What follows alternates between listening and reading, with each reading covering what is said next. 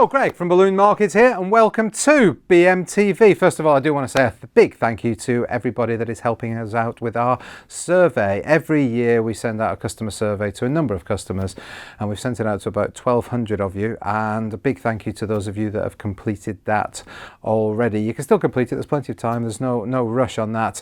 But yeah, thank you to everybody that has completed that so far. We do a survey because every year we want to improve. We want to make the experience better for you, for our customers, and for our viewers, our BMTV viewers as well. So we ask you a few questions about your business. What's difficult for you? What can we do to help you? And also, what do you want from us? What do you want on the website? How do you want the website to work? Is there something that we're missing from the website that we could actually add on there? Is it easy enough to find things? Is there a better way for us to do it? Whatever ideas you've got. We can't always guarantee on the website that we'll be able to do it, but we would always have a look at it because your experience is a real experience. So yes, we do that, and we also ask about how we can improve from a customer service point of view. What are we doing? Are we doing okay on the phone? Are we doing okay by email? Are we doing okay on live chat? What can we do better? And then, of course, there's the other aspect of it is what products do you want us to offer? And that's really important because that helps drive the growth of our business, but it also makes it easier, hopefully, for you guys out there, because if you come to one place and that's how we got the vinyl, is we just wanted to be able to offer the vinyl to you. You could buy them in single rolls, so you didn't have to go and buy more than £100 worth, and you could just buy it when you were buying your balloons. So, and that's what we want to do. We just want to hear from everybody out there that we've asked and sent a survey to, what is it that you would like to see, and then we work on that over the next 12 months. So yeah, big thank you to everybody that has completed that already. Right, Spring Fair. How was it? If you're watching this on the day of release, it is still on. It's the last day of Spring Fair 2020 today, on the Thursday.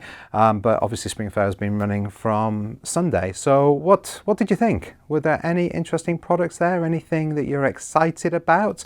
I'm going to make that the question of the week. What product did you see at Spring Fair that you think is going to do really well this year for you in your business? Leave your comments down below on Facebook and on YouTube. So we've got a few things coming up. First of all, Valentine's Day, the 14th, obviously, of February.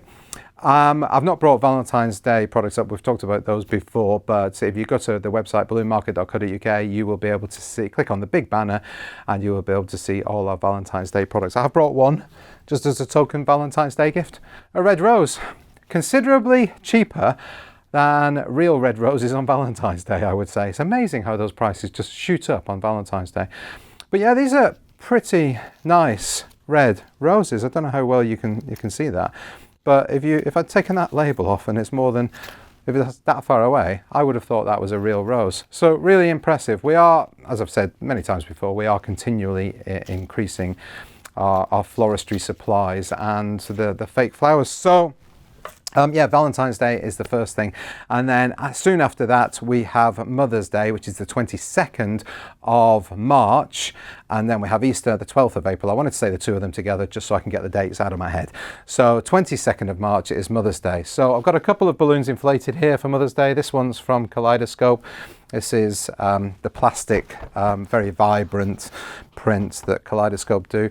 And this one is Batalic. I really like this one because I think it's merging the traditional sort of design with the geometric, and it's quite a goldy rose gold. I'd say somewhere between gold and rose gold. So really like that. And then a few other things over here, more flowers.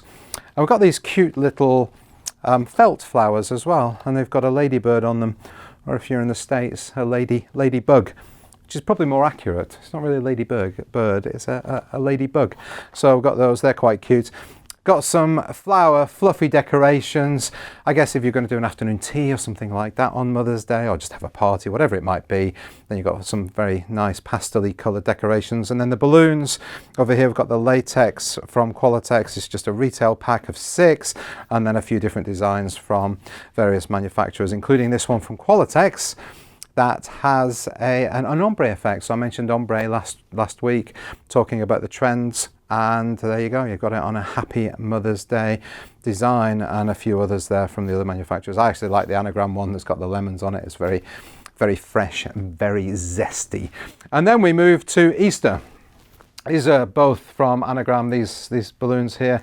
I didn't realise that was going to be that sort of shape. I thought it was just going to be a single balloon. I didn't look at it that closely, to be honest, but I thought it was going to be a single balloon that said Happy Easter on it, and it was just that shape. I really like that. And then you've got this very sophisticated satin luxe finish, hoppy Easter. And then a few other balloons here as well. One from Qualitex, another one from Anagram, and a couple from Botalic, and obviously the latex ones from Qualitex. We have seen Easter grow every year for the last few years. It is, for some reason, I'd say it's probably growing even more than Mother's Day. So I'm not sure what people are doing, if it's lots of Easter egg hunts and things like that, but we've got a few other things here. So we've got these plastic eggs, these fillable eggs, I guess, for Easter egg hunts. So say you wanted to do something that was healthier than just chocolate hidden around, and you can seal it in those. They're just little snap open, put some things inside and snap closed. And they I guess you could just have, let's say, healthy Easter egg hunts. And then there's this big one. This is lovely. It looks like some sort of decoration. It's a chrome finish, and it says egg or huevo there, and it says uf on the other side. And whenever I see the word huevo, I always think of Mark. Remember Mark last week that made the pasty? He works in the warehouse, and he made what I consider to be the biggest pasty in the world. He's from Catalonia, and he went home once and came back, and he brought fried egg, huevo, flavoured crisps. It was really unusual, but I have to say they did actually taste like fried eggs. Absolutely amazing. Anyway, we've got a few other things here. We've got a triple pack of confetti down there for Easter, again, if you're doing some sort of Easter party. And then we've got these egg decorations and these mini lanterns. I just want to show you these because these look quite big on the picture there, but they are actually only 12.7 centimeters. So I'm just holding my finger on the width of that, the height of that egg, and then that's one of the paper things that you just fold around. And it's the same with the mini lanterns. You can see they're quite small. You can see the lanterns in there. That's the circumference of those, but they also are, I think it says, 12.7 centimeters as well. And then under there we have a table cover. It's one of those colouring table cover, and I think it says Egg Hunt on it and lots of pictures and things. And then this headband. This is quite unusual. This is a metal, really good quality headband. So I'm not too sure why it was made out of metal, but intended for adult novelty use only, so not for children. So there's that. And then, of course, look at the little cuddly family. We're getting a lot more cuddly toys. And I mean, people are using these for stuffing balloons, and they're perfect for that, for Easter, of course, because a stuffing balloon is the shape of an Easter egg. So we've got these Easter boys and girls, and we've got Easter bunnies. We've got a lamb there. We've got a little duck or duckling there. And we've got more than this as well. So for any of these products, obviously you can go to the website, click on either the Mother's Day banner or the Easter banner or the Valentine's Day banner, and you will be able to see the full range of what we've got. Right, there's a few things I want to talk to you about again this week. The first thing is we're constantly trying to improve the website to make the experience better and easier for you, the customer. And we've done a teeny tiny little improvement this week, and that is showing our stock figure on the website. So you can see it actually on the product detail page, or you can see it on the product listing page, which is where you've got lots of products.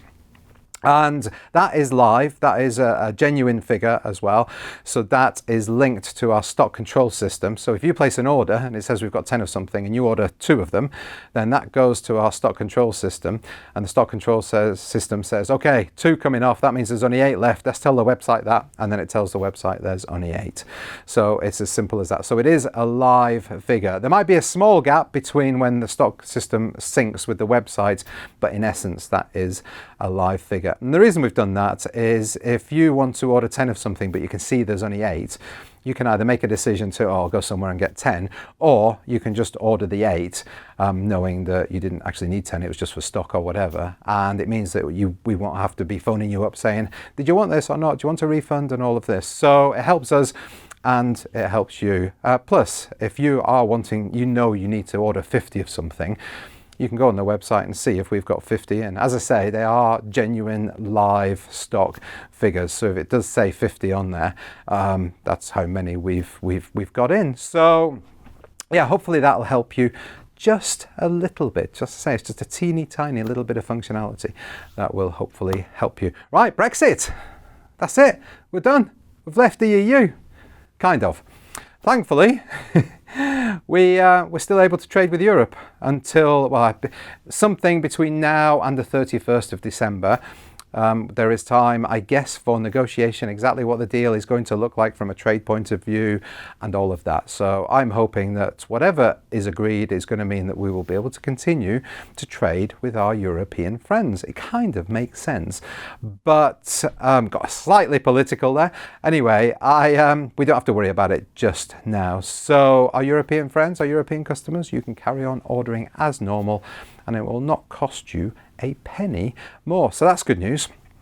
Yeah, so I think that's great. Now, the last thing, this is a polite request. A little bit awkward, if I'm honest, but it's a polite request, and I'm going to tell you the reason why. We've had a few people phone us and wanting to place orders, ask questions, etc., when they're driving.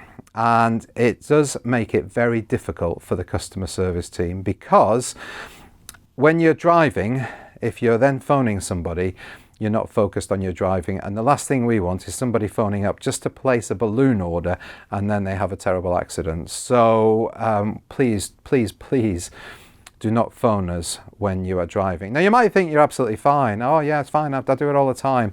I thought that.